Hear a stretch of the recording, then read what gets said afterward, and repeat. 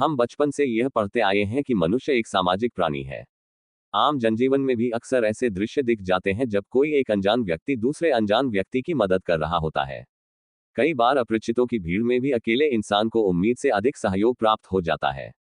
इसी गुण की वजह से यह सवाल विकसित हुआ कि आखिर इंसान के बीच इस किस्म के सहयोग की भावना आखिर कैसे विकसित हुई।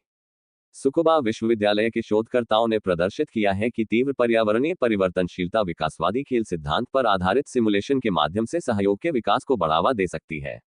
ये परिणाम परिवर्तनशीलता चयन परिकल्पना की पुनर्व्याख्या के लिए एक नया परिप्रेक्ष्य प्रदान करता है, जो मध्य पाषाण युग के दौरान अफ्रीका में गंभीर क्रमिक विकास को मानव संज्ञानात्मक क्षमताओं में सुधार का श्रेय देता है, जो सामाजिकता के विकास की व्याख्या के लिए और अधिक प्रासंगिक है। इससे पहले के दौर में इंसान सिर्फ अपने करीबी लोगों के संपर्क में रहता था और किसी दूसरे खेमा या कबीले के इंसान को देखकर उसे अपना शत्रु मानकर हमला कर देता था। इसके बीच धीरे धीरे क्रमिक विकास के दौर में इंसान ने समूह बनाना और सामूहिक तौर पर शिकार अथवा कृषि कार्य करना सीखा था। शोध के तहत विद्वानों ने व्यापक रूप से प्रस्तावित किया है कि मनुष्यों में उन्नत संज्ञानात्मक क्षमताओं और सामाजिकता का उद्भव अफ्रीका में हुआ था। वैसे भी ये पूर्व प्रमाणित तथ्य है कि आधुनिक प्रजाति के इंसानों के पूर्वज मूल रूप से अफ्रीका से ही उत्पन्न हुए थे। यानी हम सभी के डीएनए की गहराई में यह अफ्रीका मूल विद्यमान है। हालांकि इस विकासवादी संक्रमण के अंतर्निहित विशिष्ट तंत्र और प्रक्रियाओं में स्पष्टीकरण का अभाव है। जबकि वीएसएच को इस रहस्य के लिए एक प्रमुख स्पष्टीकरण माना जाता है, इसने पारंपरिक रूप से व्यक्तिगत संज्ञानात्मक क्षमताओं के विकास पर ध्यान केंद्रित किया है।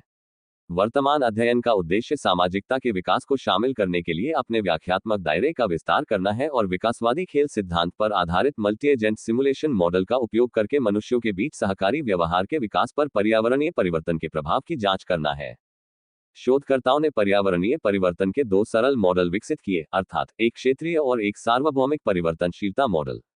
विश्लेषण भौगोलिक दृष्टि से दूर रहने वाले समूहों के बीच सहयोग पर पर्यावरणीय परिस्थितियों में परिवर्तन के प्रभाव पर केंद्रित था। परिणाम बताते हैं कि क्षेत्रीय परिवर्तनशीलता संसाधन विहीन क्षेत्रों में सहकारी समितियों के लिए नए अवसर प्रस्तुत करती है, जिससे सहयोग के विकास को बढ़ावा मिलता है। इसके विपरीत सार्वभौमिक परिवर्तनशीलता का प्रभाव कमजोर था, जिसका अर्थ है कि अंतरक्षेत्रीय संसाधन वितरण में बदलाव के बिना पर्यावरणीय परिवर्तन सहयोग के विकास में बहुत कम योगदान देता है। ये निष्कर्ष अफ्रीका में एमएसए के दौरान सामाजिक व्यवहार की उत्पत्ति और विकास में पुरातात्विक जांच के लिए नए दृष्टिकोण प्रदान करते हैं। इसके अलावा वे उन तंत्रों में संभावित अंतर्दृष्टि प्रदान करते हैं जिनके माध्यम से पर्यावरणीय परिवर्तन और बड़े पैमाने पर संकट आधुनिक समाज में सहकारी व्यवहार को आकार देते हैं। क्रमिक विकास के दौर में जैसे जैसे सामूहिक कार्य की व्यापकता बढ़ी, इंसान ने जरूरत के हिसाब से आपसी सहयोग के गुण को विकसित किया। इसी वजह से उस दौर के इंसान समूह में शिकार करने अथवा झुंड बनाकर एक स्थान से दूसरे स्थान तक जाने का गुण विकसित करते चले गए।